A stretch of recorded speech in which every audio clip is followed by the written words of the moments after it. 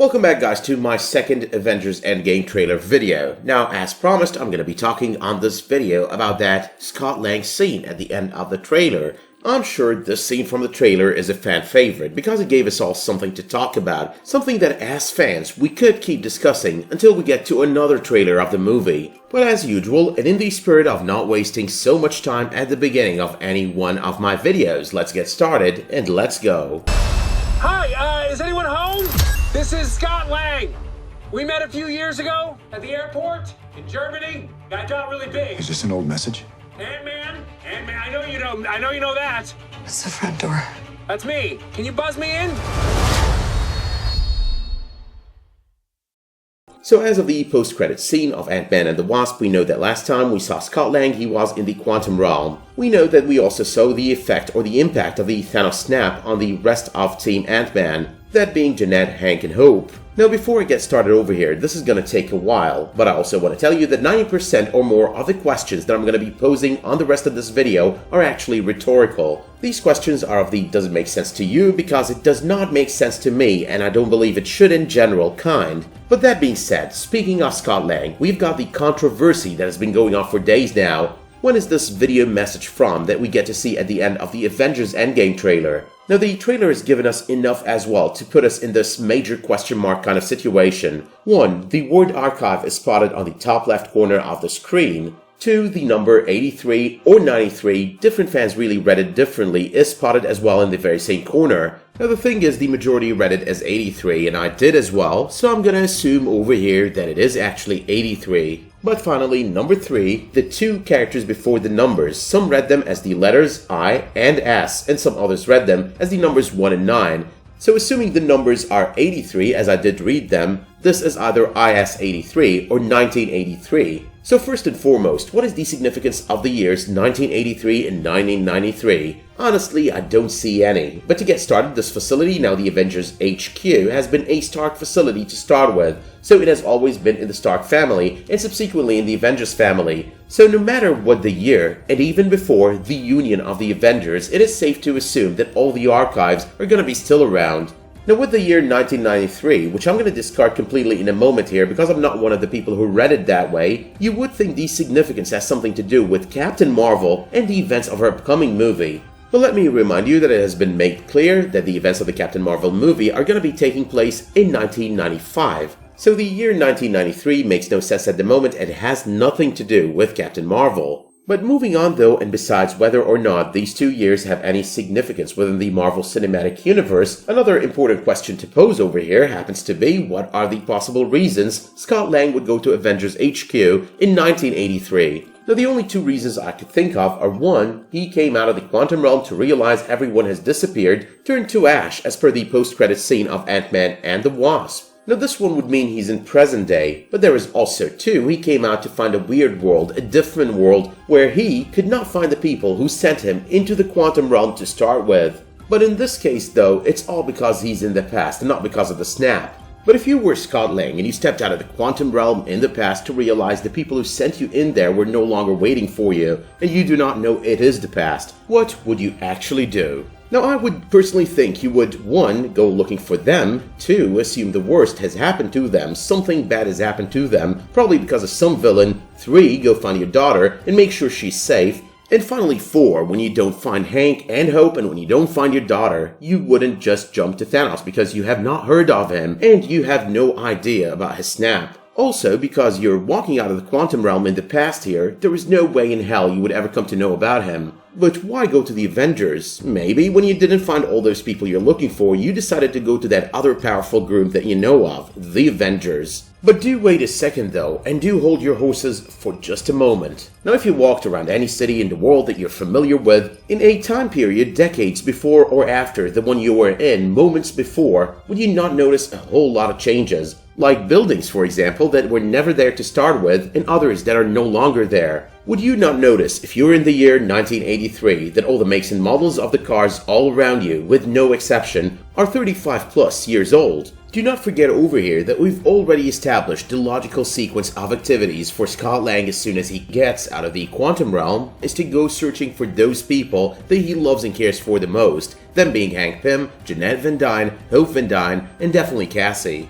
Also, once you start babbling in 1983 about being in 2018 or from 2018, would you not be told by someone off, "Hey dude, stop being an idiot, you're not from the future, time travel does not exist, and this year that we're in is 1983. Now, with you still being Scott Lang in this example, would you not remember at that moment the warning you got from Jeanette Van Dyne before you headed into the quantum realm? And don't get sucked into a time vortex. We won't be able to save you. Now, assuming the answers to most, if not all, of these last few questions happens to be yes, why would you still end up going to the Avengers HQ? Why would you ever end up doing that in 1983 once you realize it's 1983, once you realize that you're lost in time and that the Avengers team-up has not even been formed yet? Now, one thing though that could stand to reason, and we could discuss it in full blown out detail later, is even though Scott might not find Hope because she's not born yet in 1983, or Cassie because of the same, he would end up finding both Hank Pym and Jeanette Van Dyne. I mean, they are both alive and well, and he could prove he's from the future just by presenting his AntMan suit.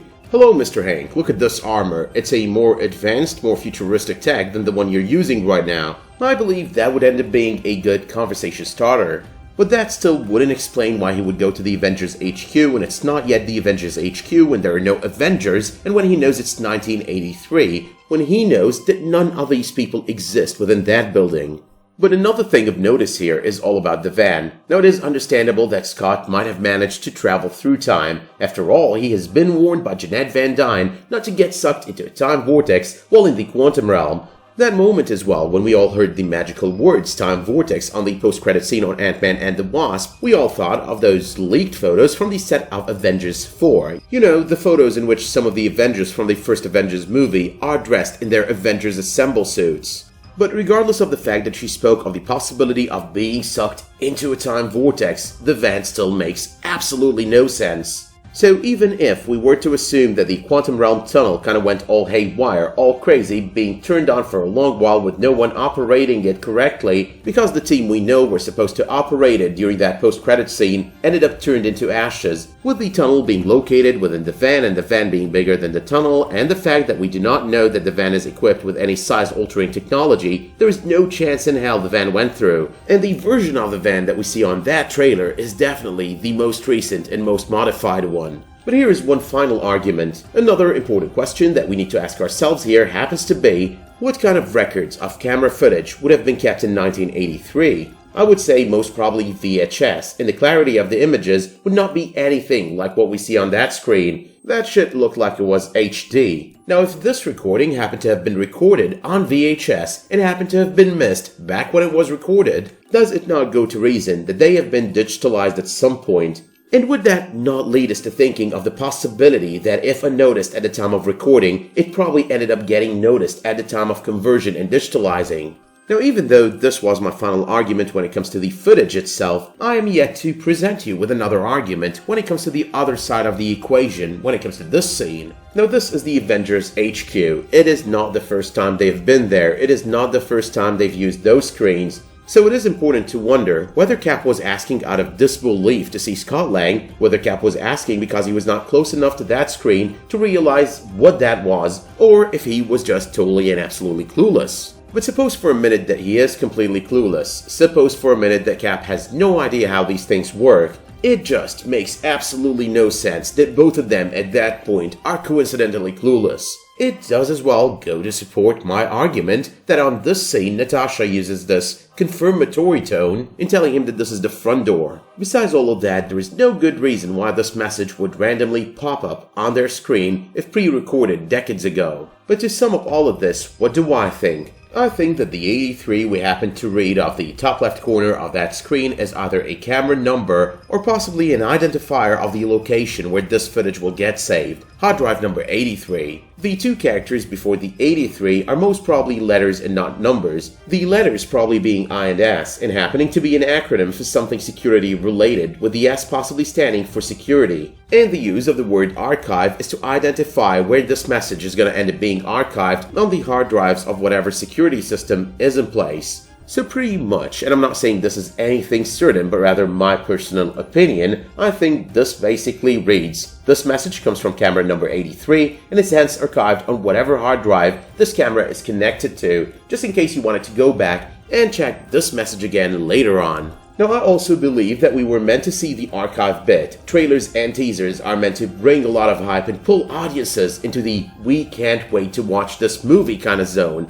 If you do think about it, this is exactly what the Russo brothers achieved from giving us this trailer. We are left here wanting more answers and asking more questions than we did before watching it. As to whether or not time travel is going to play a role on the upcoming movie, I do believe that is going to be the case. I just don't believe this scene has anything to do with time travel. But anyway, when watching these trailers, let us always remember and not forget that we're dealing with Kevin Feige and the Russo brothers, and they are never gonna let it slip. And we're gonna walk into theaters, watch the movie, and be surprised as to how we explained different scenes differently, and in the end, most of our explanations did not actually hold true, even though we were presented with so much to overthink it all and believe we were right in the end. With that being said though, I apologize this took longer than expected. I just wanted to walk you through how I thought about this every single step of the way. So let me know in the comments what you thought about the trailer, what you thought about the Ant-Man or the Scott Lang scene at the end of the trailer, and if you think he's actually in the past, or if the Russo brothers and the trailer are playing mind games on us. Let me know as well if you did like this video by dropping it one of those much appreciated likes, and if that were to be the case, make sure you subscribe